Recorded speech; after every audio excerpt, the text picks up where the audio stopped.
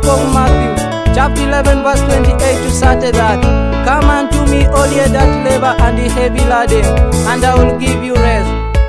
Take my yoke upon you and learn of me, for meek and lowly in heart, and ye shall find rest unto your soul. O Lord, hear me. My God, hear me."